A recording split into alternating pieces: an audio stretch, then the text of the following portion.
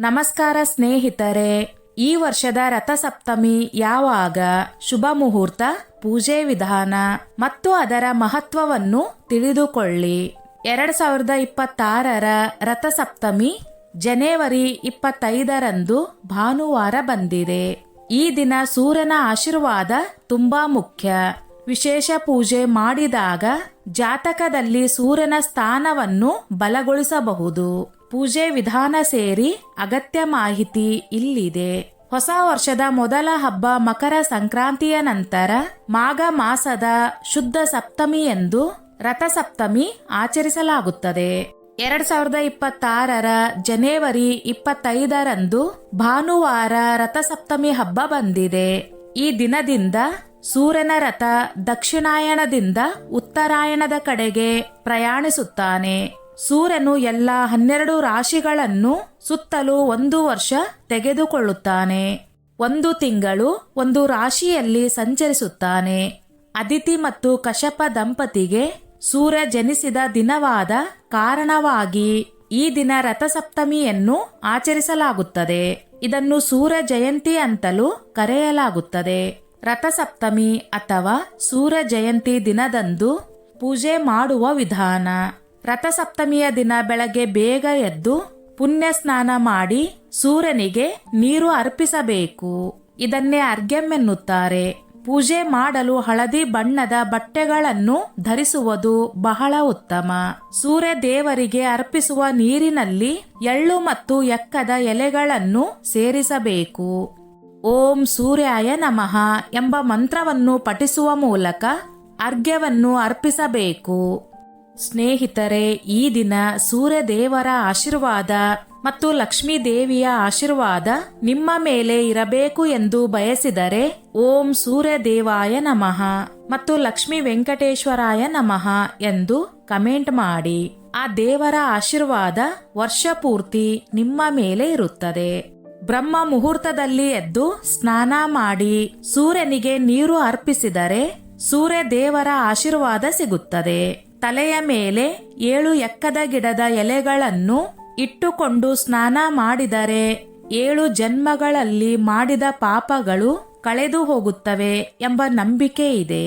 ಎಕ್ಕದ ಎಲೆಗಳಿಗೆ ಅರ್ಕಪತ್ರ ಅಂತಲೂ ಕರೆಯಲಾಗುತ್ತದೆ. ಸೂರ್ಯನಿಗೆ ಅರ್ಕ ಎಂಬ ಹೆಸರು ಕೂಡ ಇದೆ. ಹಾಗಾಗಿಯೇ ಸೂರ್ಯ ದೇವರಿಗೆ ಎಕ್ಕದ ಗಿಡದ ಎಲೆಗಳೆಂದರೆ ಬಹಳ ಇಷ್ಟ. ದೇಶದ ಹಲವು ಪ್ರಮುಖ ದೇವಾಲಯಗಳಲ್ಲಿ ರಥಸಪ್ತಮಿಯನ್ನು ಅದ್ಧೂರಿಯಾಗಿ ಆಚರಿಸಲಾಗುತ್ತದೆ. ನಿಮ್ಮ ಜಾತಕದಲ್ಲಿ ಸೂರ್ಯನ ಸ್ಥಾನ ದುರ್ಬಲವಾಗಿದ್ದರೆ ರಥಸಪ್ತಮಿಯ ದಿನದಂದು ಉಪವಾಸದ ಮೂಲಕ ಪೂಜೆ ಮಾಡಿದರೆ ಸೂರ್ಯನ ಕೃಪೆಗೆ ಪಾತ್ರರಾಗಬಹುದು.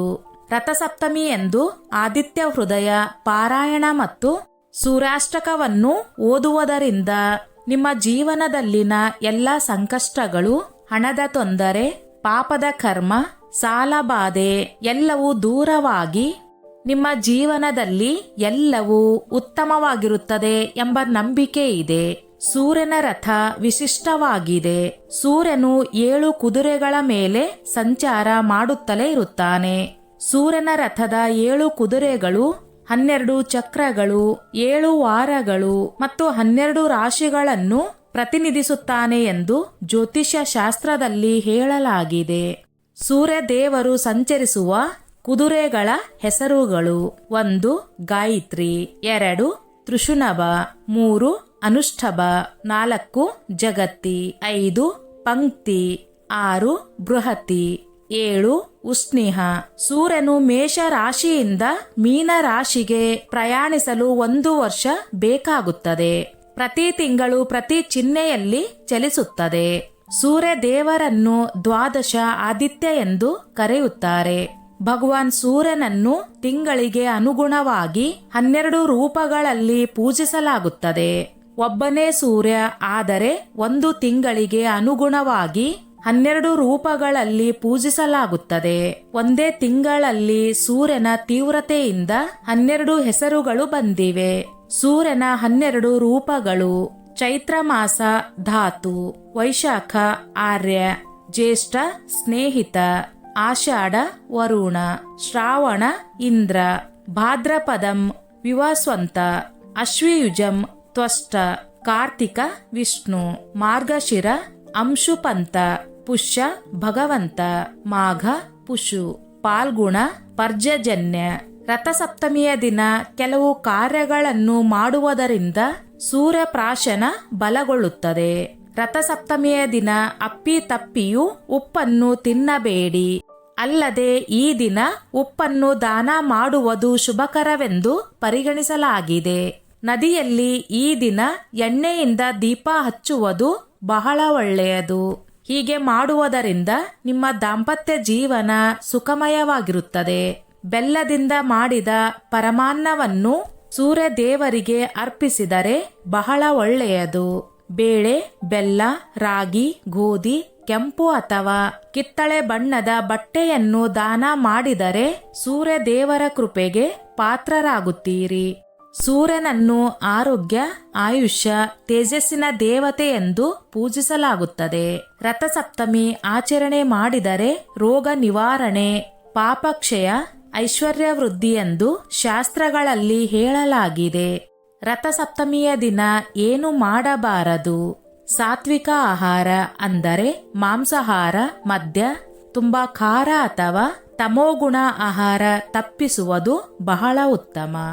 ನಕಾರಾತ್ಮಕ ವರ್ತನೆ, ಜಗಳ, ಕೋಪ, ಅಸತ್ಯ ನುಡಿಯುವುದು, ದುಷ್ಕೃತ್ಯಗಳಿಂದ ದೂರ ಇರಬೇಕು. ಅಶುದ್ಧತೆ, ಸ್ನಾನವಿಲ್ಲದೆ ಪೂಜೆ ಮಾಡುವುದು, ಮನೆ ಮತ್ತು ಪೂಜೆ ಸ್ಥಳವನ್ನು ಅಶುದ್ಧವಾಗಿ ಬಿಡಬಾರದು. ಆಲಸ್ಯ, ಬೆಳಗ್ಗೆ ತಡವಾಗಿ ಏಳುವುದನ್ನು ತಪ್ಪಿಸಬೇಕು. ಸ್ನೇಹಿತರೆ, ಈ ನನ್ನ ಮಾಹಿತಿ ನಿಮಗೆ ಇಷ್ಟವಾಗಿದ್ದಲ್ಲಿ ದಯವಿಟ್ಟು ಶೇರ್ ಮಾಡಿ, ಲೈಕ್ ಮಾಡಿ ಮತ್ತು ಸಬ್ಸ್ಕ್ರೈಬ್ ಮಾಡಿ.